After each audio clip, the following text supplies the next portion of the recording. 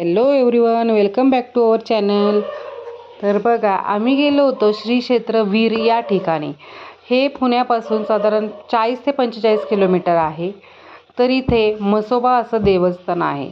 म्हणतात देव तर सगळे सारखेच असतात, पण म्हणतात की या देवाला काही नवस केला किंवा तुमच्या काही इच्छा असतील तर तसं सगळेच देव आपल्या इच्छा पूर्ण करतातच. पण अशी एक इथल्या लोकांची म्हण आहे. तर इथे म्हसोबाचं देवस्थान आहे. म्हणतात इथे काही येऊन नवस केला किंवा काही तुमच्या मनातल्या इच्छा बोलल्या तर त्या पूर्ण होतात असं ऐकलं आहे. तसं काही कोणता देव कमी किंवा कोणता देव जास्त असं काही नसतं, सगळे देव सारखेच असतात. पण काही लोकांची मन आहे म्हणून आम्ही इथे आज दर्शनाला गेलो होतो. तर सुंदर असं देवस्थान आहे, म्हसोबाचा देव आहे इथे.